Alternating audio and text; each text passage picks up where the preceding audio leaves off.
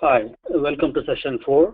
In this session, we will be seeing about how to create a DSO and what is Infocube and what are the two different types of schema available in the business warehouse.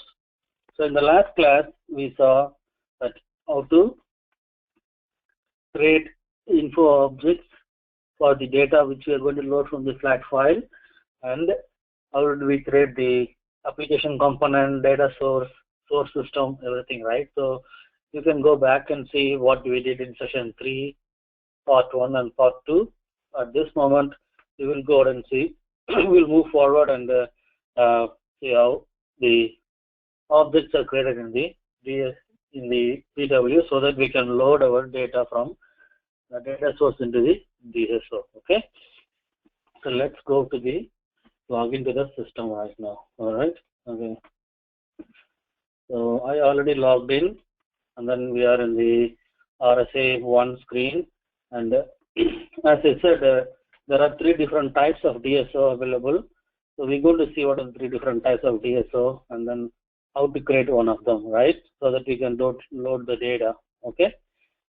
So I just want to know what are the objects which I have to include in the DSO. So I'm going to keep this screen, keep this instance live, and I'm going to open another instance. Okay. To open another instance, you have to give \o RSA1. Okay. So it's going to bring me in another new instance. Okay. Okay, now you have 2 instances, okay, right? You've got 2 instances. Now I'm going to create a DSO, right? So to create DSO, first what we did is to create source system. We were in the source system place, right? Source system. Again, data source, info objects in the beginning, right? Now info provider. So these are all called info providers. DSO Infocube is called info provider in the sense it provides some information to you, right? So that's why it's called info provider. So I'm going to go back to the info provider and we'll be still looking for the same info area we created in the beginning for the beginning for the info objects, right? So I'm going to look for the same info area, right? So search for the info area, ZIA to a such star, right? So let's see how it goes. Okay, somebody else had it. Okay, well, let's do. You can even go further by pressing the F4 screen, but I wanted to, because we know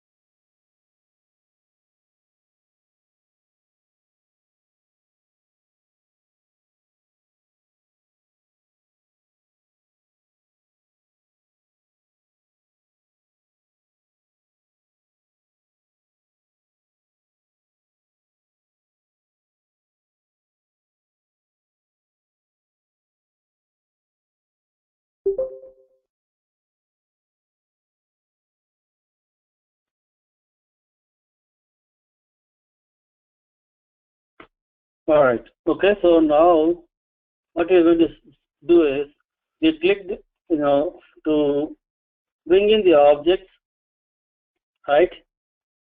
We just created a DSO here. We just give the name and then properties. We saw all the properties, and now we have to bring in the info objects so that we can load the data, right? So all these objects need to be brought in. So what I'm going to do is I'm going to click on info object catalog, and I see there is only 2 info object catalog available in the info area where we created our DSO, right? So now I want to first bring in the characteristics, right? I click on characteristics. So now it's bringing all the characteristics available in the info area, right? So there are the easiest way to add info objects into the DSO is like probably you might just have to drag and drag, okay? Drag and drag.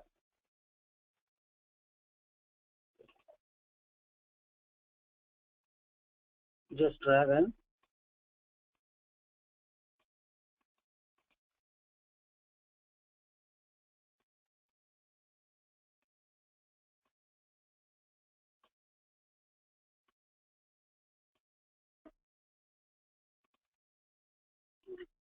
okay. So now we saw all the info object catalog available here, right? So I said there are several ways creating the adding objects into the DSO, right? So I'm going to show you one of the method is to right click. Just dragging and dropping is fine, you can easily, but right click, info object, direct input. Okay.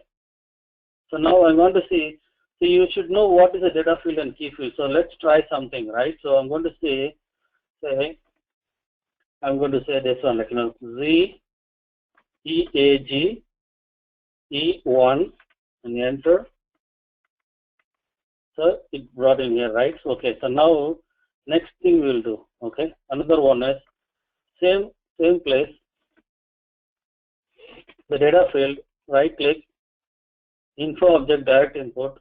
Okay. Now I'm going to add one of the characteristics. Okay. What is the characteristics name we have? ZECT1, right? Okay, let's do that. ZECT1. Okay, it's taking, right? Okay, let's do this one. Okay, on the key field, give right click, info object, direct input. Okay, do the same thing. Okay, designation ZE designation 1, right? ZEDSIG1. Enter. Okay, it's taking this also here, right? Data field and key field. So what's the difference basically? Anybody can say, you can try to find out what's the difference between key field and the data field. Okay, so I can even do this. Okay, take drag and drop here. Okay, right, and so all these things we can do. It's like but you should know what is a key field is. For example, now again, I'm going to add our data field one more time, right? Like let me add the salary also. ZE sal. Okay, ZESAL1, right? Enter. So this is the data field. Again, everything is a data field. Okay. Data field in the sense, whatever you're loading or most everything is a data field. But key field is basically you will have a unique key. For example, right? Take for example, let's do how many fields is it? 4 fields, right? So let's do gender again. Gender. Right click. Right. What's the name of this? Z gender 1. Okay. Z gender 1. Okay. Okay. Z gender 1. Right. And then what are the how many things? 1, 2, 3, 4. The designation variable, right? Gender employee. We'll do a Z team also. Okay. ZE team1. Right click, ZE team1. Okay, enter. So now we have everything, right? 1, 2, you got 6 plus 2, 7, right? Here how many is there? 1, 2, 3, 4, 5, 6. 1, 2, 3, 6 plus 2, 8 is there, right?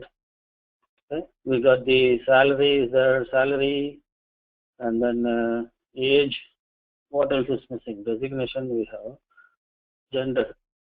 Designation is there. Name. Okay. So let's do the name here, right? What's the name of? What's the field of the name? ZE name1. Okay.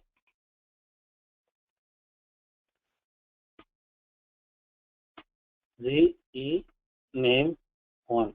I gave everything. So now, out of 8 info objects, we have added 7 info objects in the data field, okay, which is fine, right? Again, there is only one is our employee number. Can I add employee number here? Yes, I can add employee number here. Right click, info object, right? What is the field name? ZEMP1, okay? ZEMP number 1. Right, which came here. So in this moment, what happens is there is no key field for this DSO. So for the faster performance and to make sure that there is no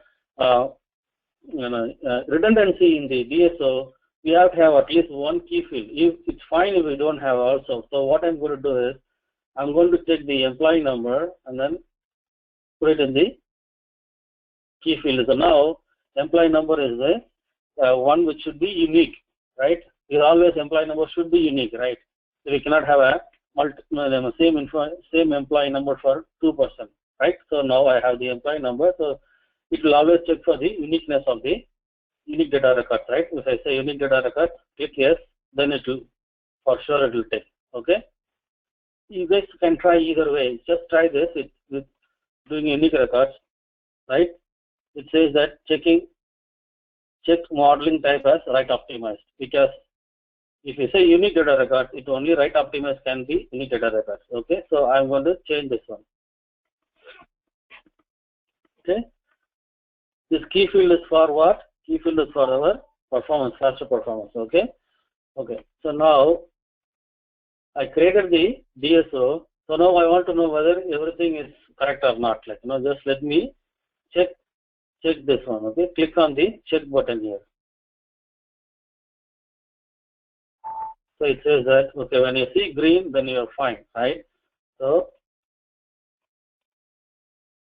it says everything is fine, right? Okay, it's consistent. So now we can activate the data source object. Okay.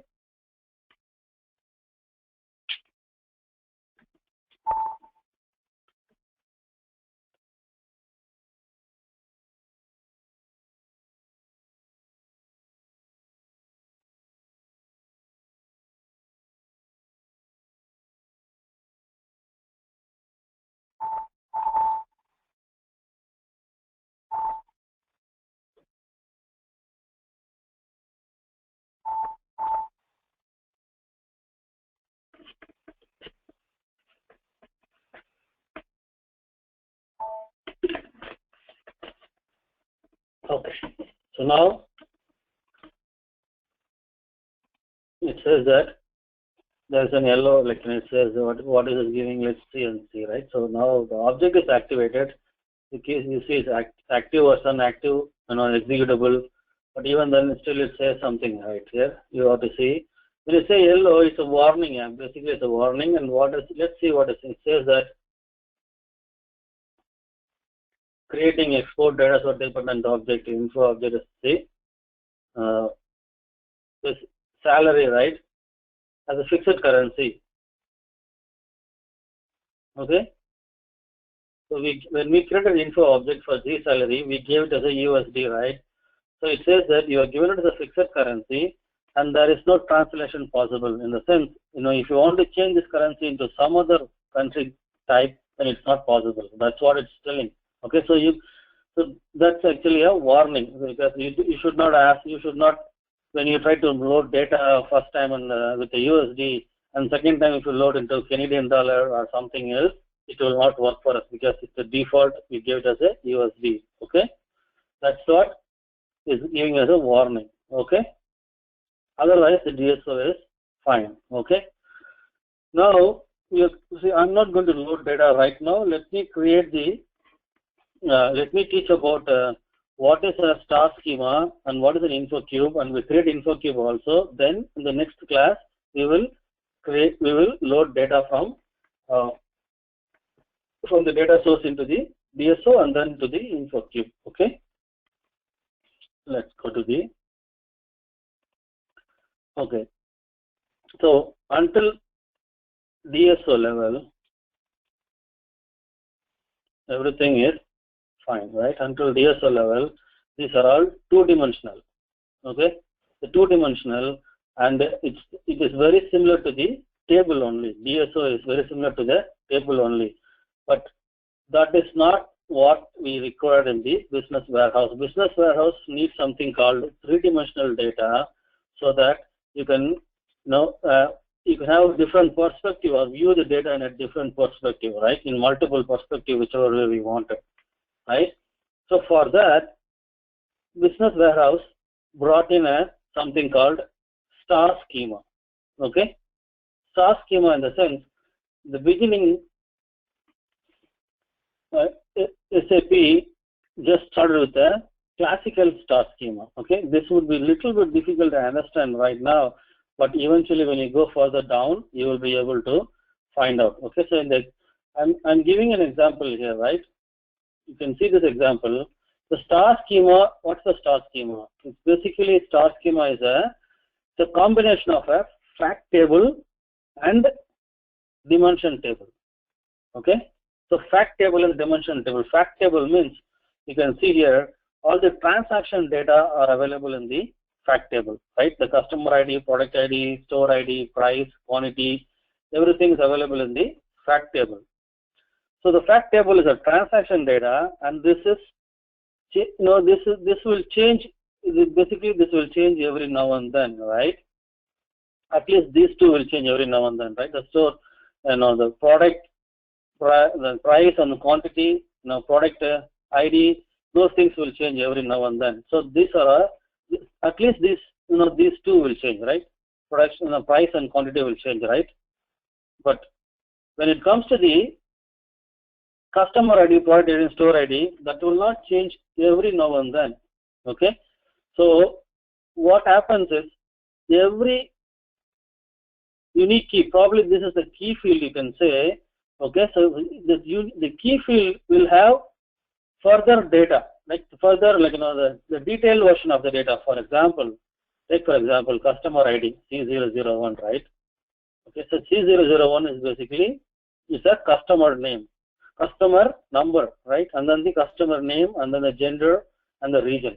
Okay, in the same way, product ID P001. Okay, P001 is a product name, ID name, and then it's probably you can say it's a product color is a black color, and then the price is 900 Lenovo. So the detailed version of the product ID will be available in the master data. Okay, and again the same way, store ID, right? Store ID, you can have store ID is S001. Store location is okay. The location probably you can say New Jersey. Okay, or Symphony. Okay, now New Jersey there will be more than one. Okay, manager zone is East Coast. Okay, Northeast.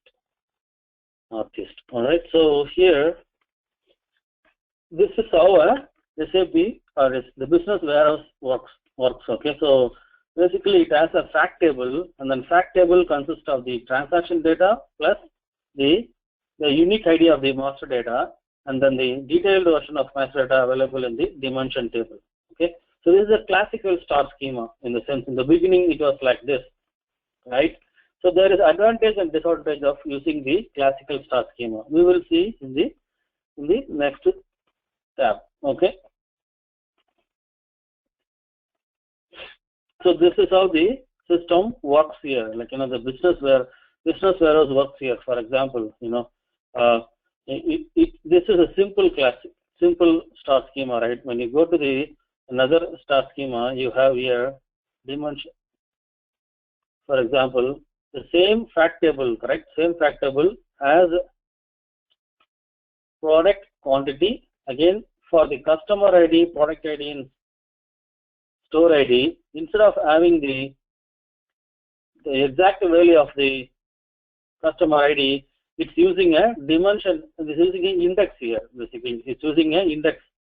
So, for example, the customer ID 2003 is basically a dimension. It's an index value. Okay. For this index, the surrogate ID will be there, and for the surrogate ID, the customer ID. So this way, what happens is inside the business warehouse, we are not giving more load to the data. Okay, so it's basically all the dimensional table or is very much outside the schema itself. Okay, so it's only in the schema. Whatever you see is only this key figures only. Okay, in the fact table only you see this key figures only. All the master data field are stored outside the schema itself, right? So it is basically connected through a dimension ID, and dimension ID is connected to a surrogate ID, and the surrogate ID connected to a correct the value of the customer ID. So you might not see this one at all. It's basically transparent for you. But the reason why we are learning is we need to know the logic of what is happening. Okay. So the fact table basically consists of the advanced version of fact table consists of a key figure and dimension ID. Okay, and then the key figure for every key figure, the dimension ID will have a surrogate ID, and then for surrogate ID there will be another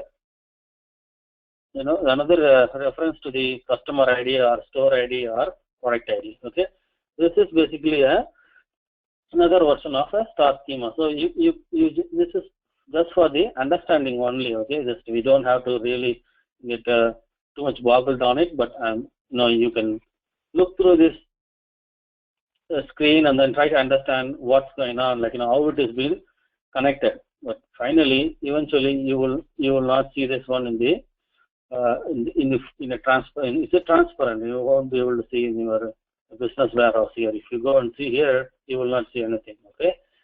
Okay. So now we saw about the star schema, right? The star schema is the original version or the earlier version of the business warehouse. But again, in the star schema, what happens is the fact table and the master data, the dimension table, all, even though you have, for example, here, right, fact dimension table is there, key figure is there, but these are all connected in for one particular transaction. Okay, so in the sense, what happens is, if you are creating an Infocube and you have the price and quantity, right? So for this price and quantity, only for this particular Infocube, the master data is connected. And what happens if, for example, if you want another Infocube with a different price and quantity, but same store, same data, same master data, customer ID, store ID, product ID, right? The same master data we need. Then what happens? You have to create one more Infocube and one more master data, everything. So basically it becomes a redundancy, right? Every time the transaction data changes, but the master data remain the same. So in the basic version of the SAP BW, they were creating Infocube, and for every Infocube there were multiple master data. So, but that created a lot of hassle as well. The performance tuning was not good. So then, what SAP did is SAP went to and did something called created something called external star schema. In the external star schema, what it will do is you will have the keys, the fact table and dim ID, and again this dim ID.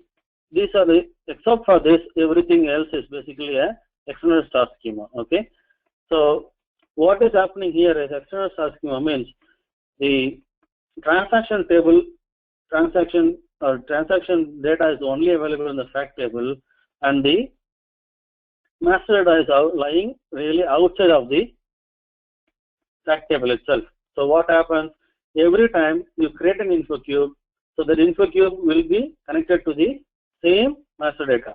Instead of creating multiple times master data, it will be only connected to the same master data, but only transaction data will be changing for every Infocube.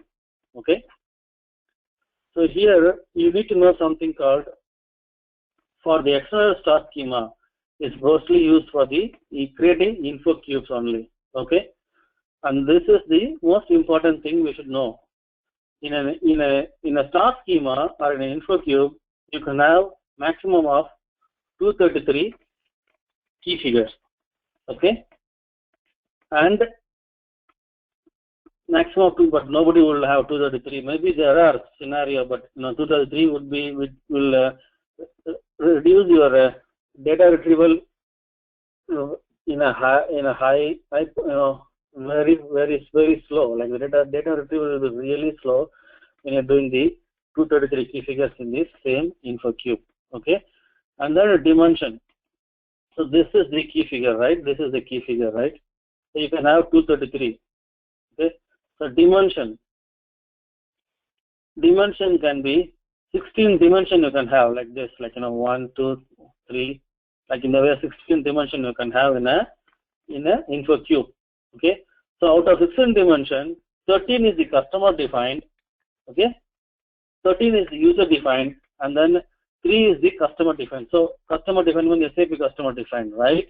So what happens here is the 3, the unit, time, and data package. Unit is the one which will say what type of unit you're going to load, and time characteristics is again what are the different times, like 0 physical period or 0 current month, all those things, right? And data package means details about the Infocube. Okay, that's the data package, so that you know what is the Infocube name and what are the properties and everything. All right. So external star schema means this dimension table will only have the transaction data, and the master data is lying outside the schema itself, so that the same master data can be used for multiple Infocubes. Okay, so that's the typical external star schema. Okay, external star schema is the one. Okay, so Infocube is basically consists of what? 2 different tables. One is a fact table, other one is a dimension table. So fact table has what? Fact table has the transaction data. Dimension table is basically as the ID, right? Dim IDs. So dim ID will eventually be connected to this table, right? The master data table, right? So that's basically it's a concept of an external star schema. Okay. So now, we will go ahead and create Infocube, right? Basically, then we will understand what is going on here. So for the same thing, right? In the same place, we already activated, right? So now I'm going to create a Infocube. Right click, create Infocube. Okay, it shows that. Okay, ZIC SDY. Okay, Infocube for Study Nest Training. Okay, object type is a Infocube. All right, it's a standard Infocube. Okay, you click on OK here. It will take you to the properties of the Infocube. Okay, now let's see the properties here. Object version is a new version, not saved. Object status is inactive, right? Right now it's inactive. And then the settings. Settings, it says that Infocube table is a standard Infocube only. Okay. And then BWA is actually a accelerator to increase the performance of the Infocube. That is something called BWA, Business Warehouse Accelerator. Okay. That's called. So there is no BWA index. Okay. And now I said here we can have in an Infocube we can have 16 dimension, right? Out of that 13 is the user defined, 3 is the customer defined. So if you can see, you can go here in the Infocube, you will see 3 things: data package, right? It's about the data. Okay, what is the request and what is the change and everything, record type, time. Okay, unit. This will automatically filled up whenever we have a unit or a time, or we can add. Okay, so dimension 1, it will be default, it will be have a dimension 1. So 3 dimensions are predefined, and then we can create another 13 dimensions. Okay, so I'm going to create a use the same dimension. Okay, I'm going to use the same dimension. Just rename the dimension right now. All right, go to the properties. Right click, go to properties, and then we'll say redim sdy. Okay, and then click on OK. Okay, so now we have the dimension here, right? Let's see here. So in the DSO, we saw something called key, field, and data. Here, what is dimension and the key figures, correct? Okay. Right click, info object, direct input. Okay. Because we already have something, we can just say, press the tab button, it will bring you whatever the one which already we have. So let's have this salary as a salary, and then again let's do one more time, right? You can also add multiple info objects at the same time. Okay, salary and age. Now I just click OK. It's bringing the key figures here. So now I'm going to do something here, same thing, right click, info object, direct input. Okay, again let's do the same thing. Okay, just press the tab button, salary, click on it. It says not all info objects transfer successfully, because this is a key figure, right? Key figure, right? So that will not be going to the dimension at all. Dimensions does not have the key figures. Can you see from here? See these are the key figures, but dimension is basically the representation of the key figure. So that will not. So you cannot have in the dimension field the key figures. Okay, so it will never allow you to put the data, even key figures, in the dimension. So now I'm going to add info object, direct input. Okay, let's do one by one, right? Employee number, employee name, employee team, okay, gender, designation, city. Okay, how many? 6, right? 6. Okay.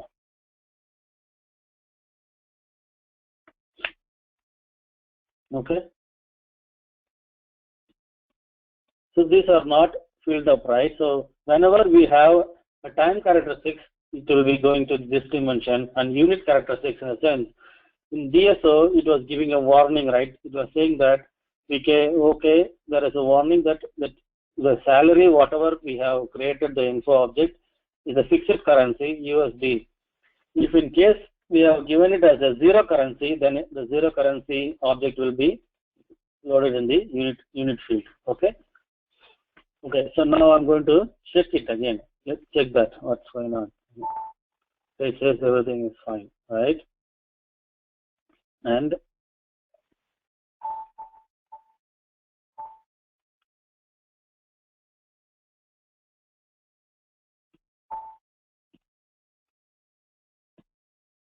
Okay. So now we have successfully created a Infocube and a DSO, and we have seen what is the star schema. Star schema is a properties of a Infocube. Okay. Star schema consists of a fact table. Fact table is a combination of dim ID and a key figure, and dimension table. Dimension table is basically a, it's a master data, right? So we will see in the next class like what are the different properties available in the in Infocube and DSO, and we will load data into DSO and Infocube from the data source what we have done. Okay, so right now I will wrap up this session, and then we can see the next session with all the other information. Okay, thank you.